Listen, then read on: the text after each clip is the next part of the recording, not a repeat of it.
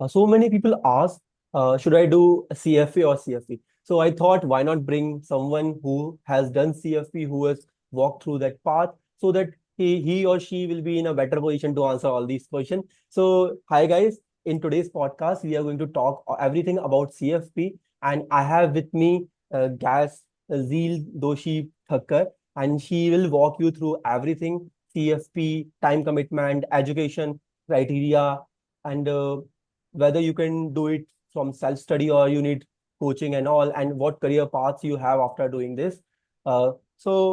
Before introducing Jeel, I want to tell you that first of all, when I talk to her now, she's like a first of all, she's a teacher, so like she talks very in a very good manner. So these are her very मतलब these are her, some of the best qualities. So अगर आपको podcast देख के मजा आ जाए तो comment कर देना 5 स्टार, और मैं जील को कन्वे कर दूंगा अपने regards. So, hi guys. Let's welcome Zeel. Hello Zeel. I haven't introduced yourself, so I'm giving this opportunity to you. Then you thoroughly introduce yourself, and then we'll take it forward. Yeah. Sure thank you very much Prince thank you for this opportunity कि आप मुझे यहाँ पे लेके आए and हम इतना अच्छा पॉडकास्ट कर रहे हैं जिसमें स्टूडेंट्स को पता चलेगा स्टूडेंट्स हो या चाहे वर्किंग प्रोफेशनल्स हो उन्हें एक क्लैरिटी मिल सकती है कि ओके सीएफ पे आखिर होता क्या है हमें क्यों करना चाहिए किसे नहीं करना चाहिए कितना टाइम कितना commitment so I am happy that someone is doing this podcast for all the students most of the time ये सब सेशंस ऐसे लोग करते हैं जो खुद कोचिंग इंस्टीट्यूट्स होते हैं जो खुद स्टूडेंट्स को कन्वर्ट करना चाहते हैं but you are doing it just because you want everyone to be aware कि रियल में होता क्या है so I am really happy to be on this podcast and yeah, to introduce myself, I'm Ms. Zeel Doshi Thakkar, a certified financial planner and a CFA level 2 clear.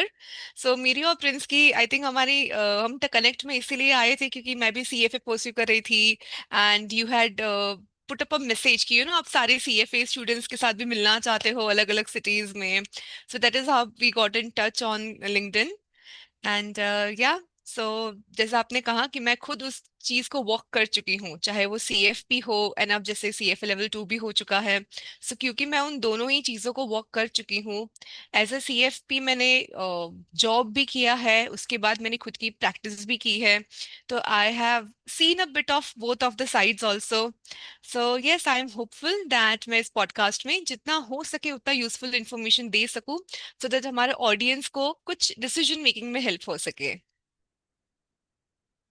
या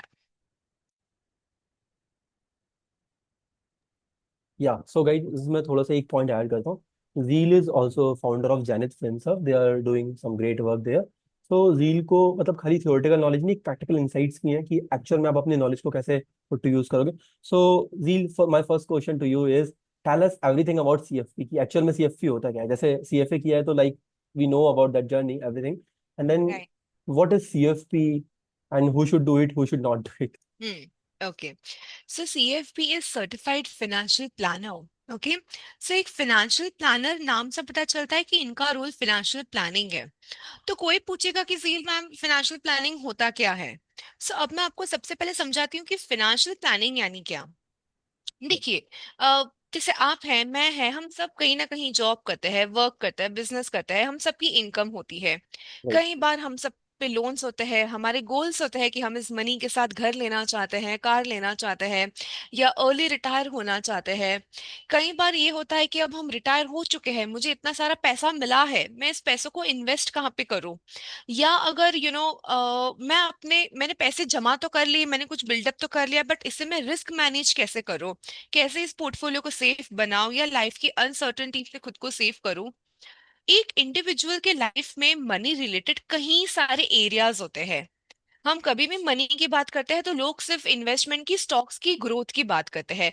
but वो तो एक छोटा aspect है taxation है insurance है risk management है retirement planning है ये सारी ही अलग अलग एरियाज है हमारे गोल्स है गोल्स मैनेजमेंट है ये सारी ही हमारी अलग अलग एरियाज है जो मनी से ही रिलेटेड है बट जिसके बारे में इतना डिस्कशन नहीं होता अगर हमें लोगों को गाइडेंस चाहिए ओके हम मैं आपकी मेरे जैसे कोई भी आम आदमी है, अगर उन्हें गाइडेंस चाहिए अपने money management related, loan management related, retirement planning हो गया, कई बार लाइफ के डिसीजंस लेने हो गए कि मैं फॉरेन में जॉब करूँ या इंडिया में आऊँ, मैं वहां पे जाऊंगा तो मुझे कितना कॉस्ट लगेगा, कितना बेनिफिट होगा, इंडिया में रहूंगा तो कितना कॉस्ट बेनिफिट होगा, ये सब मनी रिलेटेड डिसीजंस है, emotions plus money both.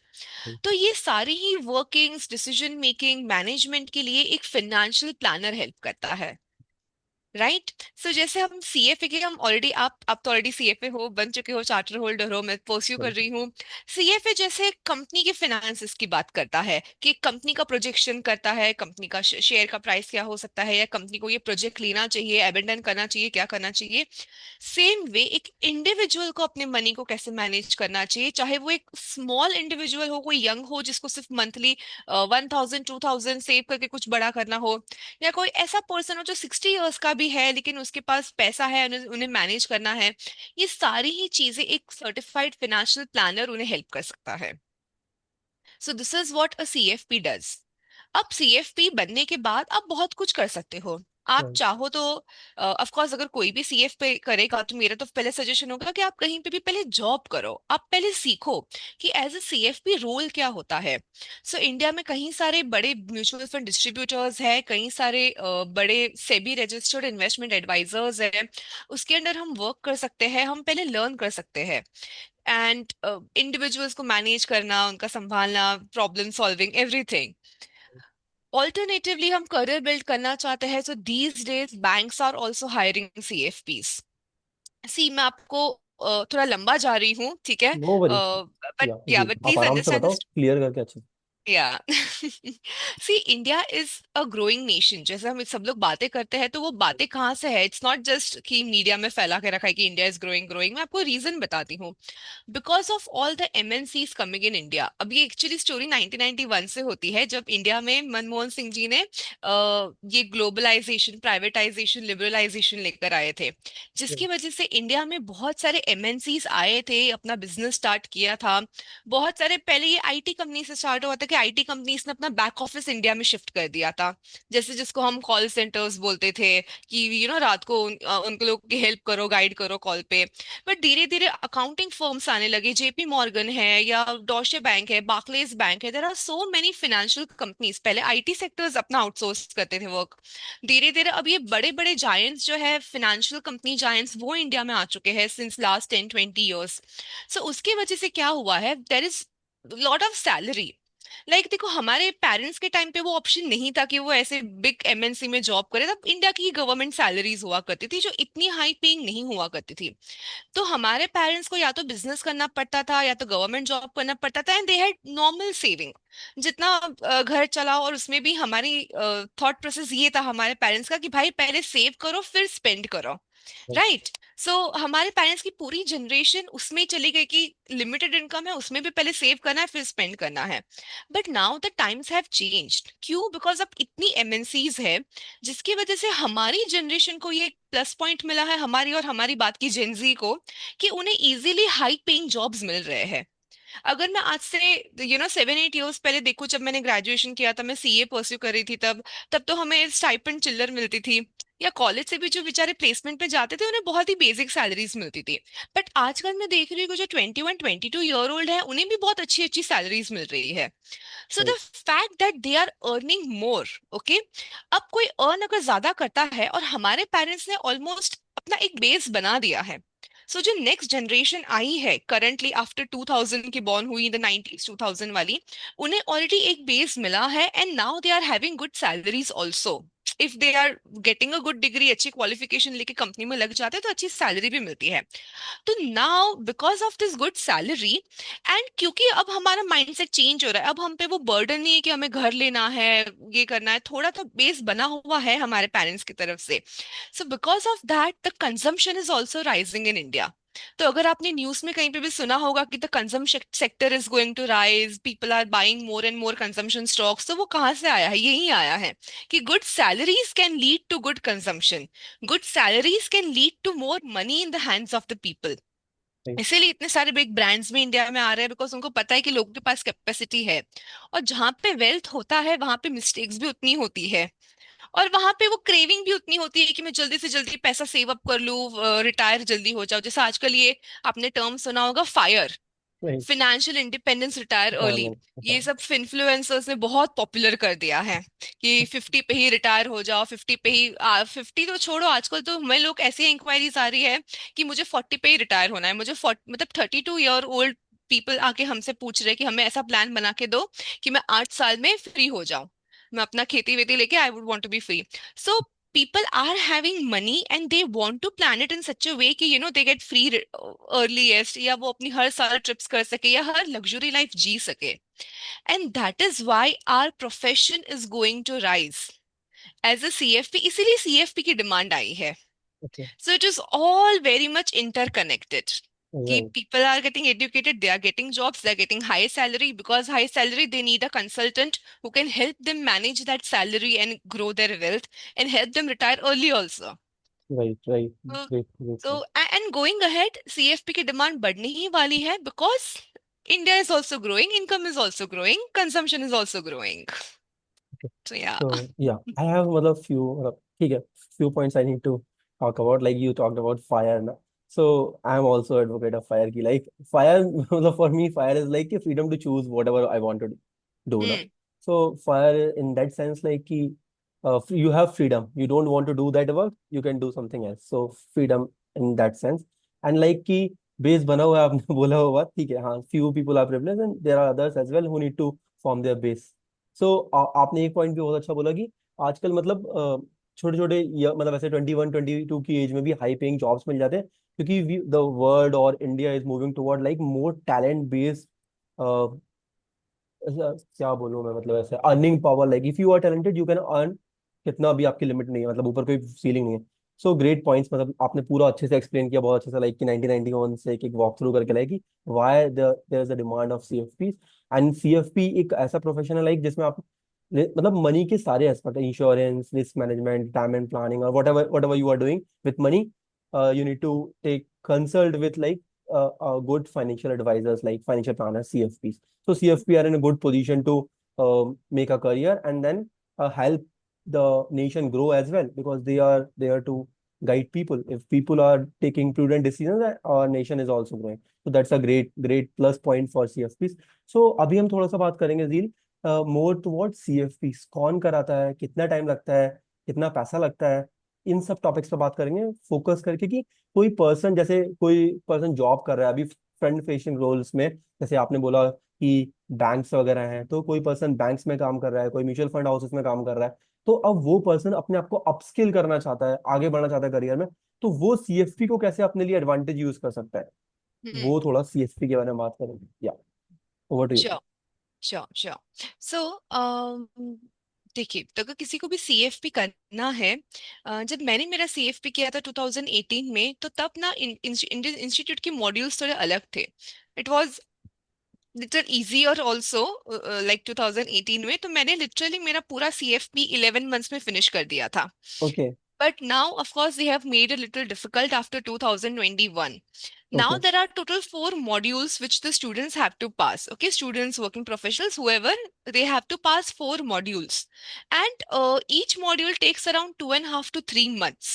Now I will tell you क्यों 2.5 and 3 months, because see, if you are a working professional, आपको already बहुत सारा knowledge है finance का, तो फिर आप खुद से कर सकते हो। सबसे पहले अगर मैं learning की बात करूँ, राइट. तो the institute who is providing the CFP certification is FPSB, Financial Planning Standards Board. तो अगर कोई भी स्टूडेंट चेक करना चाहता है, they can simply type on Google FPSB, Financial Planning Standards Board. That is the main authority. It's not a coaching class, okay? It's the main examination body जिनका आपको student registration करके exam देना है right. ना। वहां पे जब आप एज ए स्टूडेंट रजिस्टर करते हो, आपके पास 2 ऑप्शंस होते हैं कि आप चाहो तो एक सेल्फ स्टडी मोड ले सकते हो, या आप चाहो तो कोई एजुकेशन पार्टनर भी ले सकते हो। Education partners are the various coaching classes. So India में फिलहाल, if I am not wrong, there are 18 to 20 education partners जो रजिस्टर्ड है एफपीएसबी के साथ, और बाकी भी बहुत सारे इंडिविजुअल फैकल्टीज है जो रजिस्टर्ड नहीं है बट वो बच्चों को कोचिंग दे देते हैं, ओके. बट ओके, पार्टिसिपेंट्स को। सो अगर किसी को और बहुत नॉलेज है, अगर वो उन्हें कोई अच्छी खासी क्वेश्चन बैंक मिली है, तो फिर वो सेल्फ स्टडी मोड में जा सकते हैं। अगर नहीं तो इट इज एडवाइज कि you go with the coaching classes. उसका रीजन ये है कि देखिए, जब आप ऑलरेडी वर्किंग प्रोफेशनल होते हो, आप ऑलरेडी अगर एक जगह पे वर्क कर रहे हो, तो you don't have the time कि आप वापस बैठो। बहुत कम लोगों में वो डिसिप्लिन होती है कि हम जॉब्स के बाद घर पे आए, वापस बुक्स को खोले, पढ़ाई करें, एंड पैरेलली या फिर सैटरडे संडे भी खुद बैठ के पढ़ाई करें बुक्स। और एग्जाम सारी एमसीक्यू बेस्ड है, सो ओके हम खुद से सॉल्व करें, प्रैक्टिस करें, बहुत कम लोगों में होता है। तो it is always, I feel कि आप कोई भी कोचिंग क्लासेस ज्वाइन कर लो, कोई ऐसा इशू नहीं है, जो भी आपके घर के पास हो, जो भी कन्वीनियंट हो, you can join it. Ultimately आप कितना पढ़ते हो, उसमें से आप कितना सॉल्विंग करते हो, that is the most important. Okay And yeah, so coming to the examination part, examination में 4 papers है। Now if you ask me कि झील मैम टोटल कॉस्ट कितना होगा ये 4 papers का, इंस्टीट्यूट का, तो the total cost can be anywhere between 1 to 1.5 lakh. Okay, मैं इसका रीजन बताती हूँ कि आपको कुछ, सबसे पहले तो इंस्टीट्यूशन के साथ वन टाइम रजिस्ट्रेशन करना होता है, उसकी फीस आई थिंक कुछ 25-40,000 कुछ रेंज में है, मुझे एग्जैक्ट फिगर्स याद नहीं नो है। वरीज नो वरीज या वो एग्जैक्ट फिगर्स तो हमें वेबसाइट से भी मिल जाएंगे, इंस्टीट्यूट के वेबसाइट से। But I know this thing कि वन टाइम भी हमें कुछ पे करना होता है। सारी text books also we have to buy from the institute, उसका भी हमें वन टाइम कॉस्ट लगता है। एंड द थिंग इज कि एग्जाम फी जो है वो इतनी नहीं है, पर paper it is 8,000 only. But अगर आप फेल हो गए तो आपको शायद दोबारा भी देना पड़ सकता है, राइट? हर स्टूडेंट फर्स्ट अटेम्प्ट में पास नहीं होता। ऑन एन एवरेज इसका पासिंग फिर भी बहुत अच्छा है, on an average 60% is the passing. तो मतलब अगर एक साथ 100 बच्चे बैठे हैं किसी भी मंथ में, ये एवरी मंथ होती है इसकी exams, okay okay, yeah every month the exams are conducted except for the final level. Like 3 basic modules है, आप तीनों पास करोगे, आप किसी भी ऑर्डर में 1 2 3 पेपर पास कर सकते हो। The first paper is investment planning, second paper is retirement and tax planning, third is insurance and estate planning. ये 3 पेपर्स है, आप कोई भी ऑर्डर में दे सकते हो पेपर, नो इशू। तीनों पेपर आपके हो गए, उसके बाद आप फाइनल लेवल के लिए आपको रजिस्टर करना होगा। तो उसकी भी फीस थोड़ी ज्यादा है, और फाइनल लेवल की एग्जाम फीस भी ज्यादा है। ओके सो इसलिए मैंने आपसे कहा कि जो बेसिक लेवल है उसका 8,000 है, बट अगर आपने रिपीट करा तो आपका कॉस्ट 1-1.2 के ऊपर जा सकता है, based on your attempts. Okay अब जब आप फाइनल लेवल पे आ जाते हो, तो फाइनल लेवल में again there are 2 exams, okay, 2 different things. One is the normal MCQ exam. देखिए, अब ये सारी एमसीक्यू बेस्ड है, तो आपको एग्जाम सेंटर में जाना पड़ता है। तो okay exam centres are usually NSC के exam centres, all over India उसके अलग अलग सेंटर्स हैं। उन्होंने वेबसाइट पे लिस्ट भी देके रखी है कि कौन सा एग्जाम सेंटर कहाँ पे है, जो बच्चे खुद चेक कर सकते हैं कि नियरेस्ट टू देयर होम कौन सा होगा, ओके राइट? तो वो एनएससी सेंटर में एग्जाम होती है 2-2 आवर्स की। जो फाइनल लेवल होता है उसका कुछ 3 आवर्स की एग्जाम होती है, एंड वो केस स्टडी बेस्ड होता है। So okay case study based यानी कि they will give you an entire story of a family, there financial constraints, क्या गोल्स है, बच्चे हैं, रिटायरमेंट प्लान है, एस्टेट प्लानिंग है, सब कुछ आपको एक साथ पूरा मार देंगे। ओके तो जो भी हमने 1 2 3 लेवल्स में सीखा है, सब कुछ एक साथ पूरा जंबल होके आएगा, and you have to solve it along with ethics. So यहाँ पे भी एथिक्स का महत्व है, जो आपको नॉट सीएफए जितना डिफिकल्ट नहीं है, रिलेटिवली इजी है यहाँ पे, but it is separately asked in the final level, उसके भी 25 मार्क्स का वेटेज है वहाँ पे। So that way the students have to clear 1 2 3। Final level पे आ गए, तो फाइनल लेवल पे आपको वो 100 मार्क का एमसीक्यू भी सॉल्व करना है सेंटर में जाके, प्लस आपको एक फाइनेंशियल प्लान भी सबमिट करना है। ओके सो फाइनेंशियल प्लान का भी जो केस स्टडी है वो एफपीएस भी ही आपको देता है, विद द एंटायर स्टोरी बना के देगा एक फैमिली का, विद देयर किड्स, पेरेंट्स, सब कुछ डाल के देगा, एंड देन आपको बोलेगा कि आप पूरा फाइनेंशियल प्लान बना के दो। ओके तो ऑफ कोर्स वहां पे जब हम पूरा फाइनेंशियल प्लान बनाते हैं, तो we have to do all the Excel calculations, workings and all, and plus we have to even make the executive summary, कि अगर मैं एज अ प्लानर हूँ, मेरे सामने रियल में ये क्लाइंट आया है, तो उसके लिए मैं क्या सॉल्यूशंस ला के दूंगा, उसके लाइफ में जो भी गैप्स है उसे मैं कैसे फुलफिल करूंगा, how will I right ensure कि उनका retirement, children's education, marriage, parents health, हर चीज कैसे टेक केयर हो। सो वैसा मैं पूरा प्लान बना के सबमिट करना है। जब ओके आप प्लान और एग्जाम, ये सारी 5 things, level 1 2 3, financial plan, the MCQ based final exam, okay आप सब क्लियर करते हो, then you are like completed CFP, and then also you need 3 years of working experience।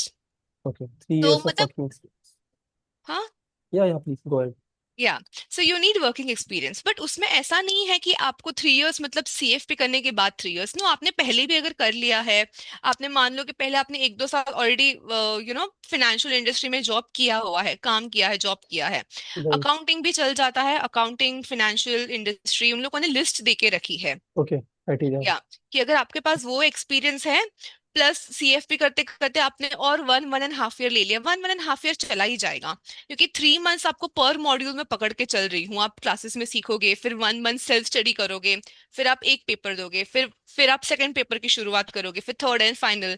तो 1-1.5 ईयर लगने ही वाला है हर स्टूडेंट को। तो तब तक आपका मानो कि आपने और 2-3 इयर्स का एक्सपीरियंस कंप्लीट कर लिया, तो राइट। वो भी वैलिड है। या आपने पहले ही ऑलरेडी 3 साल कंप्लीट करके रखे हैं, फिर आप घर बैठ के पढ़ाई करके एग्जाम दे रहे हो, तो भी it is allowed. Okay, Yes. Got So it, got three it. years of experience plus all this paper passing. So then you will be able to call yourself CFP. Right, right. So Right. Great, Yeah. Great points. मतलब you explained in a very, very good manner. So I got all the things about like FPSB conducts this exam. It is MCQ based, and like you said, ki on a higher margin, like it takes around 1 or 1.5 lakh to complete the entire CFP, and Yeah.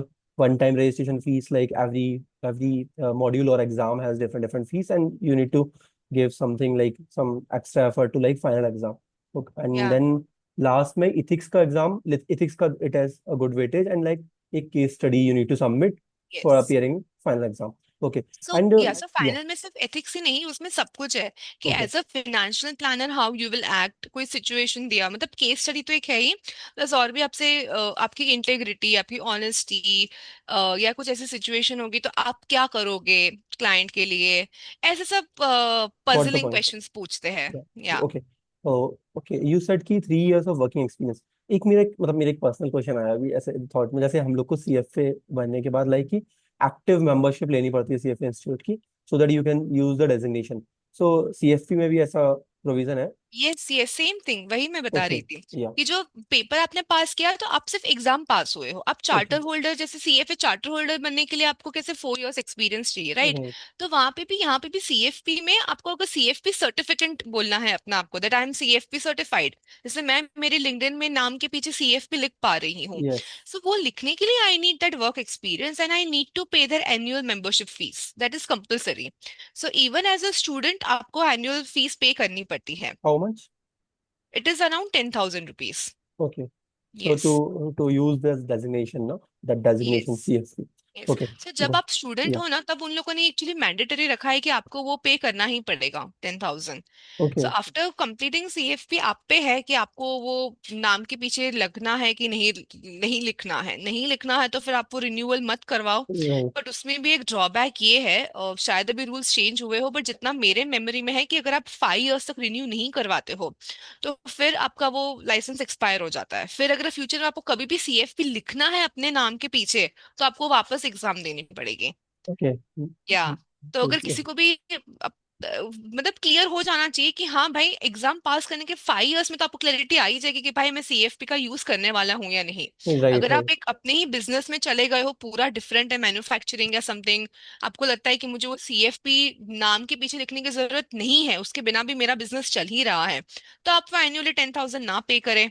But अगर आपको लगता है कि no, आप bank में हो, wealth management में हो, या खुद की प्रैक्टिस रन कर रहे हो, जहां पे आपको लगता है कि सीएफपी मेरे नाम के पीछे होगा तो मुझे एक क्रेडिबिलिटी मिलेंगी, लोग देखेंगे कि मेरे कार्ड में पढ़ेंगे या लिंक्डइन पे पढ़ेंगे, यूज होगा, तो आप रिन्यू करवाइए Okay. ऐसा। Great point.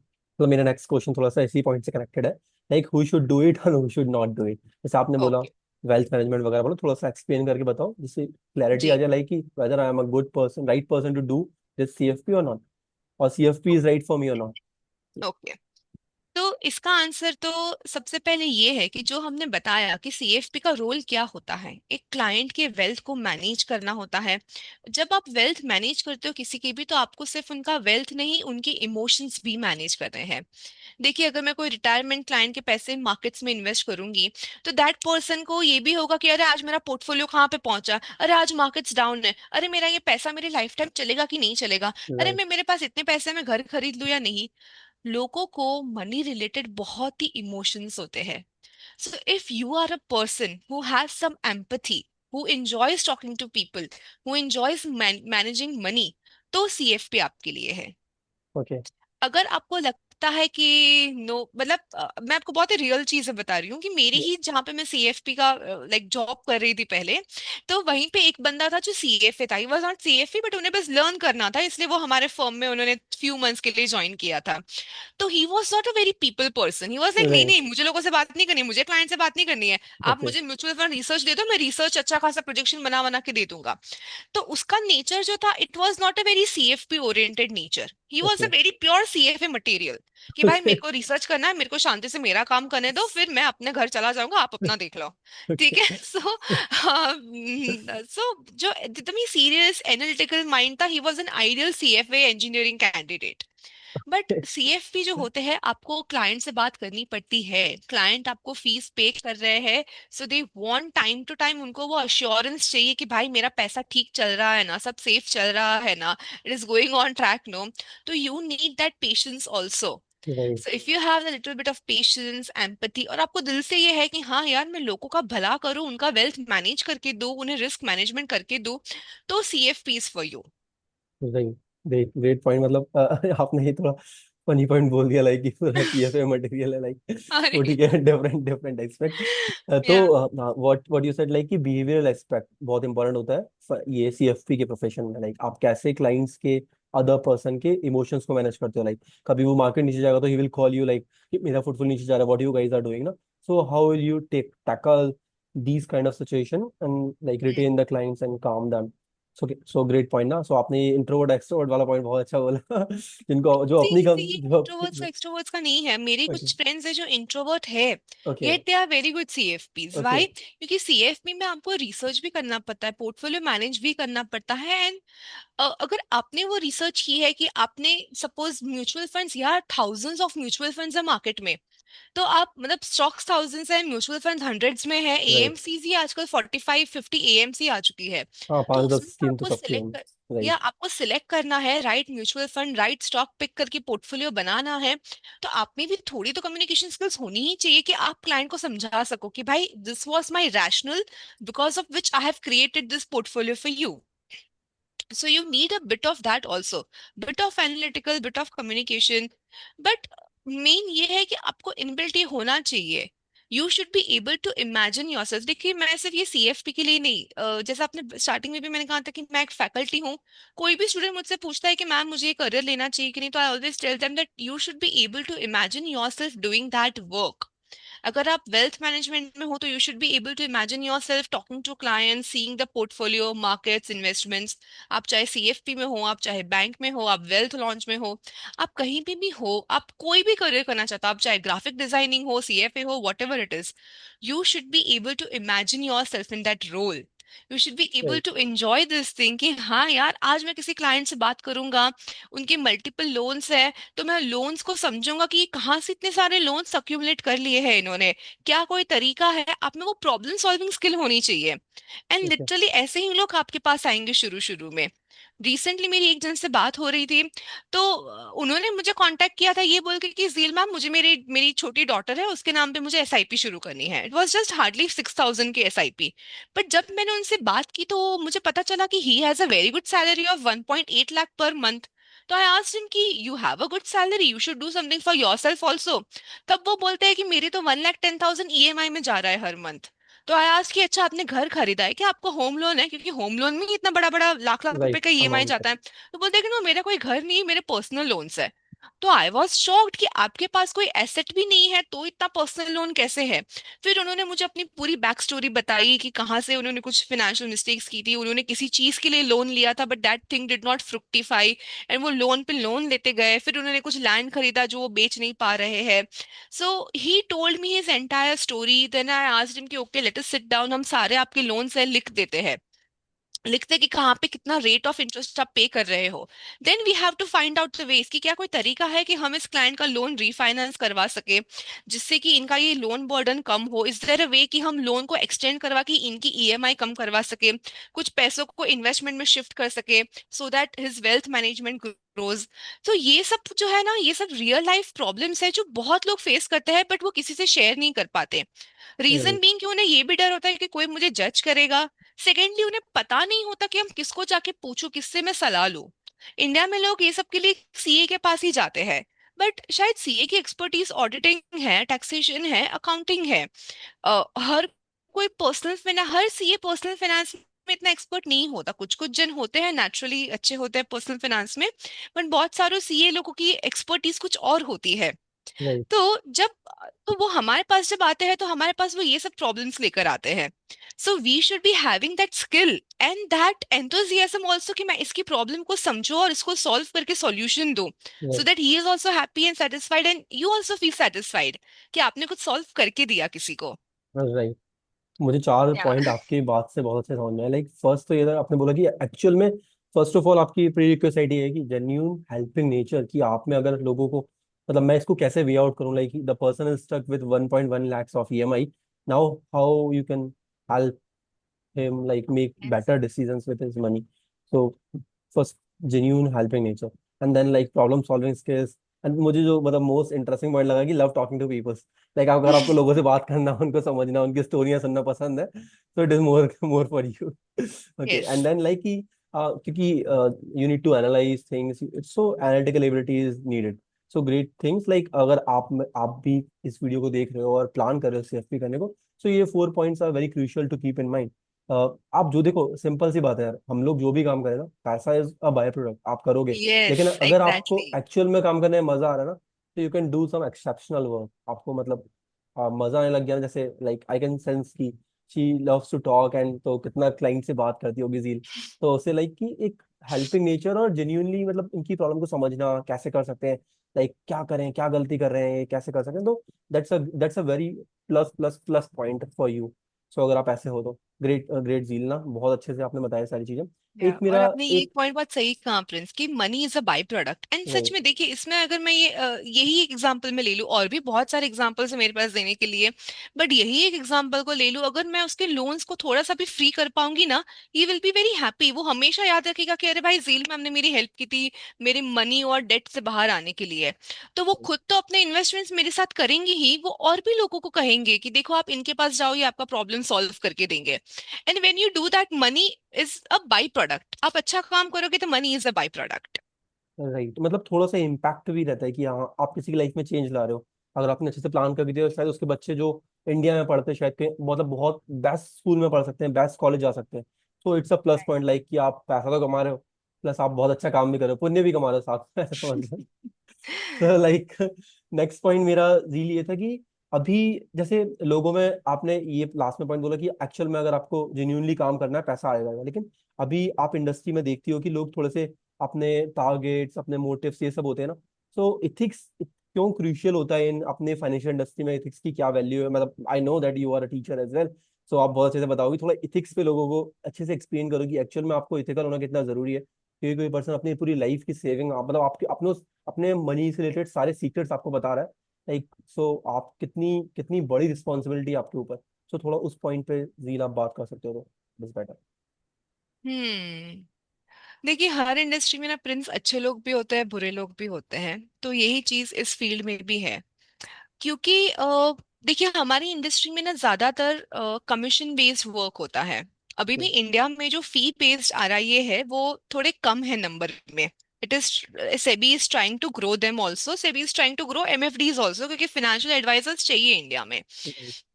बट कई बार ये होता है ना कि जिसमें किसी का नाम नहीं लूंगी, बट बहुत सारे बैंक्स होती है, बहुत सारे इंस्टीट्यूशंस होते हैं जो लोगों को पुश करते हैं कि भाई हमारा ये प्रोडक्ट खरीद लो, प्रोडक्ट खरीद लो। तो बहुत बार मिस सेलिंग भी होती है इस इंडस्ट्री में। इनफैक्ट हमने एक रियल में केस बताती हूँ कि हमारे ही क्लाइंट थे जिनके हस्बैंड आर्मी में थे, and she lost her husband. तो ऑफ कोर्स उन्हें पैसा आया था इंश्योरेंस का, तो वो पैसा उनके बैंक में था। जैसे ही उनके बैंक में एक साथ 50 लाख 1 CR कुछ पॉलिसी के पैसे आए, तुरंत उनके बैंक वालों का फोन आ गया कि अरे मैम, आपने पैसे तो सेविंग्स अकाउंट में रखे, ये मत करो, हमारे पास एक 5 ईयर का प्लान है, आपको बहुत अच्छे रिटर्न्स मिलेंगे, आप ले लो। Now this lady, she has never done investments, money management on her own. तो बैंक वाले ने जो बोला वो मान गए, उन्होंने इन्वेस्ट कर दिया। बाद में उन्हें पता चला कि उनको कोई तो यूलिप प्लान चिपका दिया गया है।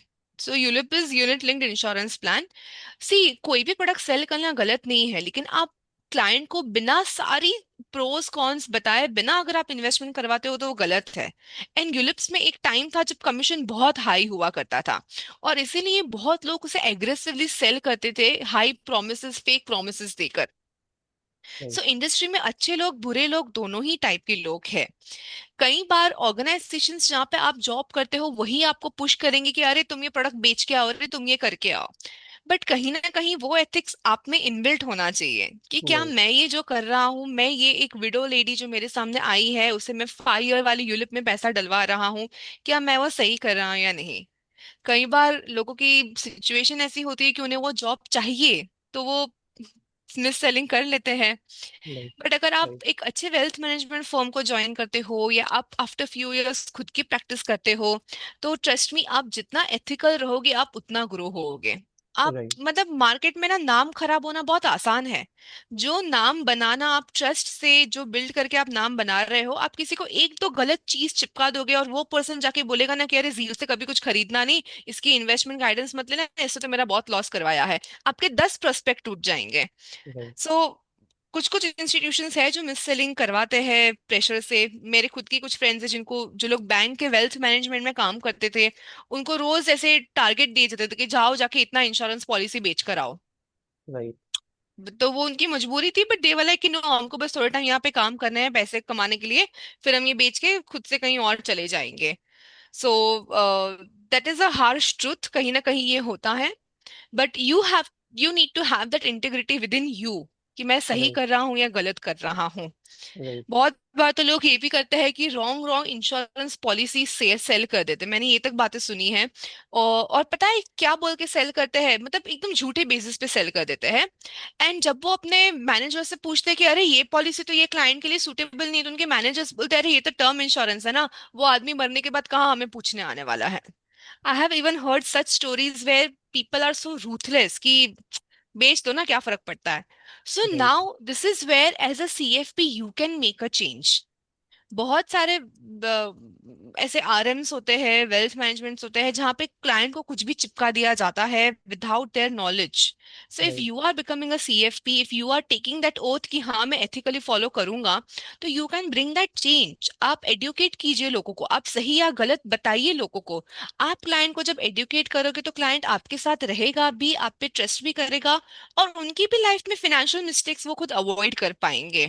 राइट सो ग्रेट ये पॉइंट तो थोड़ी सी इंटरनल इंटीग्रिटी है। की बात हो जाती है। राइट तो मतलब थोड़ा सा जो जील ने पॉइंट्स बोले ना मैं उसी पे ऐड ऑन करूंगा। लाइक कि अगर आपको लग रहा है कि अपने गोल्स पूरे करने हैं मुझे इसलिए सीएफपी बनना है तो मेरे को लगता है कि शायद मत ही करो यार। अगर आपको लगता है कि आपको 1,000 1 लाख लोगों को उनके गोल्स पूरे करने में हेल्प करना है उनको आगे भेजने में हेल्प करना है ना तो it is a very good profession for you and you should go ahead. Yes. Like कि क्योंकि अगर आप अच्छे से करोगे ना तो 1 से 100 100 से 1,000 1,000 से 1 लाख क्लाइंट्स यस। बढ़ने में कमी नहीं आएगी। सो मतलब यस। बहुत वो रिस्पॉन्सिबिलिटी का प्रोफेशन इनिशियल है। 100 राइट क्लाइंट्स बनाने मुश्किल है। राइट आप खुद से करोगे या कहीं से या भी करोगे, आपकी initial first 100 will be difficult, but उसके बाद इट विल फ्लो इन। आपको पता भी नहीं चलेगा। ये बात मुझे भी एक सर ने गाइड की थी कि जील, जब भी आप अपना खुद का स्टार्ट करोगे तो आपको फर्स्ट 10 करोड़ रीच करने में, 10 करोड़ इन द सेंस जो भी मेरे क्लाइंट्स हैं उनका राइट वेल्थ गैदर करने में, उनका इन्वेस्टमेंट करवाने में 10 करोड़ सबसे मुश्किल है। बट आप एक बार वो 10 करोड़ पहुंच गए, फिर इट विल फ्लो कि आपको पता भी नहीं चलेगा कि भाई कहाँ से क्लाइंट आ रहा है, क्या हो रहा है, but it will, the magic will start, the magic of compounding will start. Right So क्योंकि till then मतलब you have to स्टार्टिंग में work. आप कर रहे हो एंड देन यू अगर आप अच्छा काम कर रहे हो तभी आप पहले पहुंचोगे उस 100 क्लाइंट्स के Yes. नंबर तक एंड देन फिर रेफरल वगैरह आने लग जाते हैं ना कि यार हमारा एडवाइजर ये है रील से करवा ले। जैसे मेरे को कोई फ्रेंड बोलेगा कि यार फाइनेंशियल प्लानिंग को एडवाइजर चाहिए तो मैं उसको बोलूंगा ठीक है आई नो जील you can talk to her ऐसे करके तो रिलेशन बढ़ते Yes. जाते हैं और क्लाइंट्स भी बढ़ते जाते हैं। So I think we have covered almost everything CFP से रिलेटेड। और अगर जील आपको कुछ लगता है जो आपको एक स्किल आपको क्या लगती है कि इस प्रोफेशन में लोगों के पास होनी चाहिए अगर आप सब अभी तक हमने जो भी डिस्कस किया अगर आपको एक पॉइंट में सम अप करना है कि if you have this skill you should go ahead with CFP. Okay please, उसके पहले मुझे एक पॉइंट याद आया कि हमने शायद सैलरीज पे बात ही नहीं की है। अरे हाँ हाँ वेरी कि इंपॉर्टेंट कि सैलरी को। बहुत सारे यहाँ पे वर्किंग प्रोफेशनल्स राइट होंगे, उन्हें राइट शायद ये जानना होगा कि मुझे क्या रियल बेनिफिट मिल सकता है। Right So, okay. Again, I will break this down into two parts. Right First part is for the students जो purely college students है, जो already BCom कर रहे हैं, BAF कर रहे हैं, BMS कर रहे हैं. Trust me, students, this is the best time for you. आप parallelly CFP कर लो. मतलब बहुत right. बच्चे क्या करते हैं ना कॉलेज के साथ साथ, मतलब या तो सीए कर रहे होते हैं या तो सीएफए कर रहे होते हैं, पर वो थोड़ा सा डिफिकल्ट है, मैं सच बता रही हूँ। अगर आप सीएफपी कर लेते हो तो इट इज डुएबल, मैनेजेबल, आप सीएफपी कर लो। आपका प्लस पॉइंट ये होगा कि आपके पास ग्रेजुएशन प्लस सीएफपी दोनों का सर्टिफिकेशन होगा। अगर आप मेट्रो सिटीज में हो, जैसे आप मुंबई में हो, दिल्ली में हो, बैंगलोर में ज्यादा पे है तो इसलिए मैंने बैंगलोर नहीं कहा, अगर आप मुंबई, दिल्ली, कोलकाता साइड हो तो initially the pay will be low. It is always in the range of 15-20,000, आप कहीं पे भी जाते हो तो। Okay. Yes, it is for a very fresher, क्योंकि जिससे कुछ भी नहीं आता तो देखो एमएफटी का बिजनेस ना, it is not a very high earning business Right. Initially, it is not, because the 0.5, commission 0.6. Percentage is very low. Right. तो वो एमएफटी को लगता है कि भाई मैंने इसमें 6-7 साल डाले तब जाके मुझे कुछ रिटर्न मिल रहा है। तो स्पेशली अगर आप स्मॉल स्मॉल प्रोप्राइटर्स में जाओगे तो ऐसा ही होगा। अगर आप कोई बड़ी कंपनी में वेल्थ मैनेजमेंट है, जैसे Motilal Oswal, Anand Rathi, even they hire CFP, आप ऐसे किसी इंस्टीट्यूशन में चले जाते हो तो you will still get a better pay. Okay. Bangalore में मैंने देखा है कि बैंगलोर में there are lot of fee paying advisors, like fee charging advisors. तो वो लोग अपने एम्प्लॉयज को भी बहुत अच्छा पे देते हैं। तो उसका रीजन भी ये है कि Bangalore is a IT and startup hub. Right. तो Right. वहाँ के लोगों के पास पैसा भी उतना है, पैसा और भी वहाँ अच्छा. पे फिनेंशियल सर्विसेज इतनी नहीं है, आईटी ज्यादा है। तो Right. इसीलिए अगर गिन चुन के सिर्फ 10 ही सीएफपी होंगे एरिया में तो वो ऑफकोर्स ज्यादा फीस चार्ज करेंगे। Mumbai and it's like a hub already, यहाँ पे इतने फाइनेंस वाले, स्टॉक मार्केट वाले बैठे हैं कि they can not charge very much high from the client, ऐसा मैंने ऑब्जर्व किया है। So Bangalore people they get good salaries. मेरे जितने भी स्टूडेंट्स बैंगलोर के हैं तो उनको अच्छा खासा 20-25,000, 30,000 भी मिला है, even Starting. When they have done graduation या some masters, maybe MCom या कुछ distance learning masters along with CFP, तो they have got a little better pay. Okay. यहाँ पे ये है। बट जैसे जैसे आप ग्रो कर रहे हो, okay, the hike is very good. आप जितने क्लाइंट्स को मैनेज कर पाते हो, आप जितना ग्रो कर पाते हो, the hike is very very good. Similarly आजकल अच्छे पैकेजेस आने भी लगे, आपको पास थोड़ा एक्सपीरियंस होगा ना 2-3 साल का, so people are ready to pay you 4-4.5 also, but थोड़ा एक्सपीरियंस अगर होगा तो। एंड अगर आप खुद का स्टार्ट करते हो तो sky is the limit, because there are people out there जो अच्छा खासा 20 करोड़, 30 करोड़, 100 करोड़ भी मैनेज कर रहे हैं खुद से या एज ए टीम। तो जब आप खुद से वेल्थ मैनेजमेंट चालू करते हो, and it is doable, okay, it is not so difficult. आप 3-4 साल का एक्सपीरियंस ले लो, कहीं पे भी 3-4 साल का एक्सपीरियंस ले लो, फिर Right. आप एक पार्टनरशिप फर्म स्टार्ट कर सकते हो या खुद से स्टार्ट कर सकते हो। You have to just work on building that trust of the client and gathering their capital, solving the problem. आप बस प्रॉब्लम सॉल्विंग पे फोकस करो तो आपको क्लाइंट आ जाएगा। On an average the commission is 0.7%। मतलब Okay. मैं आपको ब्रॉड रेंज बता रही हूँ कि सपोज प्रिंस, अगर कल उठ के आप भी एज सीएफ अपनी प्रैक्टिस स्टार्ट करते हो for helping personal finance people, individual money management, and अगर आप 10 CR भी अचीव कर लेते हो over a period of 2-3 years, ठीक है, तो भी आपका 7 लाख तो बैठे बैठा इनकम हो जाएगा। And like that it will just compounds. Keep. हाँ, Yes. जब आप 10 शेयर पे पहुंच जाते हो तो 7 लाख तो बैठा बैठा इनकम हो जाता है, कि आप बस बैठे हो, उतने क्लाइंट्स मैनेज कर रहे हो। जितना भी न्यू न्यू क्लाइंट आएगा आपको और उस पे कमीशन आते रहेंगे। या अगर आप फी वाले मॉडल पे जाते हो तो that is even better, because on an average जो भी सीएफपीस फीस चार्ज करते हैं, देखो यू कैन इधर भी commission based, you can be इधर fee based, you can Cheapest. Not Yes. Do both as a Right. Practice, okay. Right. तो अगर आप फी बेस्ड जाते हो तो वहां पे तो सीएफपी की फीस ही कुछ एक क्लाइंट के लिए कुछ ऑन एन एवरेज 10,000 की रेंज में होती है। तो अगर आप जितने ज्यादा क्लाइंट्स बना पाते हो उतना ज्यादा आप प्लान बना के फीस चार्ज कर पाओगे। Right. सो इंडिविजुअल प्रैक्टिस में तो स्काई इज द लिमिट, आपकी स्किल पे है कि आप कितना अचीव कर लेते हो। Right. I have met people जिनके पास, जो बड़े हैं मुझसे, ऑफ कोर्स मैं एक 40 year old पर्सन को मिली थी, he is having 400 crore with him of the Right. Client base. अब मैं 400 करोड़ का 0.7% भी निकालो तो कितना हो जाएगा साल का? Something. आई थिंक 2.8 CR हो जाएगा। 2.8 crore. Yeah. ये 2.8 या 28, आप कंप्यूट कर Oh, say the लीजिए। 2 point. Yeah. तो 2.8 साल का हो जाएगा। सो अगर वो, उन्होंने भी 25 के एज पे शुरू किया था, but at the age of 40 this is where he was at 400 CR। Right. And it is possible because the way the money is going in India, the way NRIs are coming. आपको पता है NRI कितने आ रहे हैं? ये CFP के लिए एक न्यू अपॉर्चुनिटी ओपन अप हो रही है in the form of gift city. आपने गिफ्ट सिटी सुना है? Right, I visited there as well. Yes, it is Yeah, Gujarat international financial centre. जो इट्स लाइक हमें पता है एसईजेड होता है special एक, economic zones. Yeah, या स्पेशल इकोनॉमिक जोन जहाँ पे टैक्स बर्डन्स नहीं होते, जहाँ पे right, मैन्युफैक्चरिंग हर एक चीज को टैक्स रिबेट दिए जाते हैं। तो गिफ्ट सिटी जो ओपन हुआ है, it is specially for in NRIs and foreign nationals to invest their money in India. या अगर कोई इंडियन है जिसे आउटसाइड ऑफ इंडिया इन्वेस्ट करना है, financial markets out of India, China, Japan, US, UK, कहीं पे भी, so through that gift city they can do it all in a tax free manner, tax free, hassle free manner. तो अगर आप CFP बनने के बाद ये एनआरआई की एरिया को स्पेशलाइज कर देते हो, और बहुत इंडस्ट्री में ये स्टार्ट हो चुका है क्योंकि गिफ्ट सिटी अभी अभी लॉन्च हुआ है, तो बहुत सारे एसेट मैनेजमेंट कंपनीज अपने प्रोडक्ट लॉन्च कर रही है, उन्हें भी चाहिए कि भाई सीएफपीज हमारे एम्प्लॉय बने for helping out our clients, our distribution network and all. अगर आप वो मास्टर कर लेते हो ना, तो you can easily bag a 5 6 7 का रोल इजीली, क्योंकि वो मार्केट बहुत ह्यूज है। और एनआरआई के लिए जो टिकट साइज है करंटली, इट इज 1 CR, कि अगर किसी को इन्वेस्ट करना है तो मिनिमम उन्हें 1.3 CR इन्वेस्ट करना पड़ेगा। right. तो that I think 1.5 lakh US dollars is the minimum ticket size, अगर कोई एक क्लाइंट को मतलब इन्वेस्ट करना है तो इंडिया में। तो Okay, गिफ्ट सिटी तो पूरा अलग डिस्कशन है, उसके ऊपर हम पूरा अलग पॉडकास्ट करेंगे। But I am just telling you कि this is one very big opportunity opening up. तो अगर कोई सीएफपी करना चाहता है and if they are keen on servicing NRIs also, so they can get a very good salary also. And खुद का करना है तो खुद का तो भाई थोड़ा स्किल डेवलप करके आप वो भी कर सकते हो। right. राइट, अब जैसे एक क्वेश्चन और है मेरा जी। जैसे the people who are working in like these top mutual fund houses, like Mirae हो गया, आपने एक्सिस हो गया, एचडीएफसी हो गया, लाइक टॉप फंड हाउसेस। तो वहाँ पे भी जो लोग होते हैं, आरएम्स होते हैं, फ्रंट फेसिंग रोल्स में होते हैं। So CFP is also a plus point for them ना, अगर वो लोग कर रहे हैं। यस, सो क्योंकि यस, उन लोग के एब्सोल्युटली। रोल्स तो पूरे ही क्लाइंट से रिलेटेड है, बात करना हमेशा, मतलब उनको डील करना है। So CFP is advantage there as well, and there is मतलब good like financial package for you as well, क्योंकि आप सो काम कर रहे हो अच्छे से। तो लाइक, मैं आपको ये अपने बहुत अच्छा पॉइंट रेस किया है, इससे मुझे एक एग्जांपल भी याद आया कि जो मेरा एक कलीग था, उसका एक कजन था who was working with Aditya Birla sun life mutual fund. Okay, okay, so one day उसे सुहा अली खान के घर पे भेजा गया था जस्ट टू कलेक्ट 1 CR का चेक।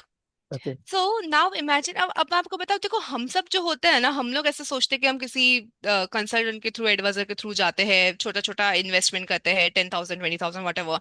ये जो जो बड़े सेलिब्रिटीज होते हैं ना, वो लोग डायरेक्टली प्राइवेट इक्विटी में इन्वेस्ट करते हैं, या सीधा एएमसी को चेक देते थे कि भाई ये लो, तुम मेरा चेक लो, मेरा इन्वेस्टमेंट करवा के दो। And they always want to deal directly with the big institution. Right, so ये सब बड़े बड़े इंस्टीट्यूशंस भी सीएफपीस को हायर करते हैं because they also have HNIs and ultra HNI clients with them. So even these AMCs want कि भाई मेरे पास कोई ऐसा बंदा हो जिसके पास टेक्निकल नॉलेज भी हो, तो कम्युनिकेशन स्किल्स भी हो, थोड़ा प्रेजेंटेबल भी हो, ताकि मैं मेरे एचएनआईज और अल्ट्रा एचएनआई क्लाइंट्स के साथ उनकी मीटिंग करवा सकूं, उनका इन्वेस्टमेंट्स ले सकूं। And they are like big ticket clients. तो राइट, अगर आप उस प्रोफाइल में जाते हो, you need of course skills, knowledge, सब कुछ चाहिए, ऐसे ही आपको ले ही लेंगे वहां पे। बट अगर आप उस प्रोफाइल में जाते हो तो आपको क्लाइंट्स भी बड़े बड़े सर्व करने मिलेंगे, आपकी एक लाइफ का भी एक अच्छा स्टैंडर्ड होगा, the way you have to dress up, the way you present yourself, and your pay will also be very very well right. In that domain.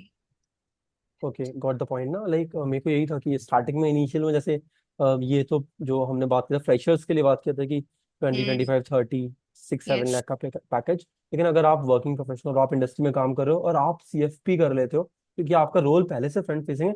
तो जब भी आप देखो, मतलब जो मैंने समझा है ना, लाइक एचएनआई क्लाइंट्स वगैरह होते हैं, उनकी साइकोलॉजी होती है लाइक कि कोई बंदा बैठा है तो वो अपने डोमेन का एक्सपर्टीज होना चाहिए भाई। उनको ये है कि yes, they don't absolutely. Want to talk to like कि कोई भी उठ के आ गया। अगर आप अच्छे से पढ़े हो, थोड़े सर्टिफिकेशन है, तो जब आप बोलोगे तो they will listen to you, मतलब थोड़ा सा आपको वैल्यू देंगे। तो वो वैल्यू आ जाती है आपको अगर आप सर्टिफिकेशन वगैरह कर लेते हो।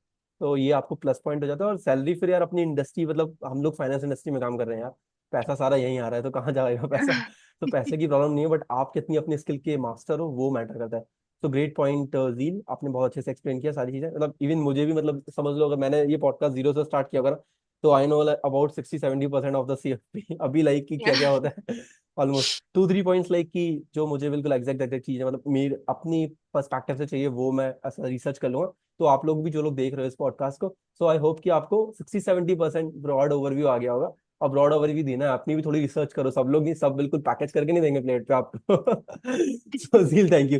सो लास्ट क्वेश्चन इज लाइक कि whatever message you want to give to the aspiring CFP professionals, and then we'll close this podcast. Yeah.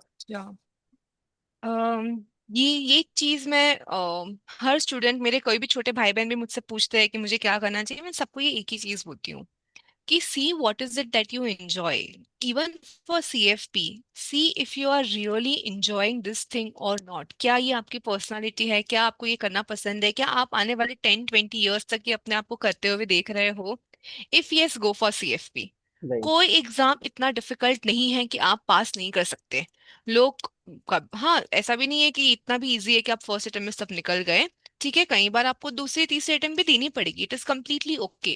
But if it is in your personality, if you want to build wealth, money है इस field में really.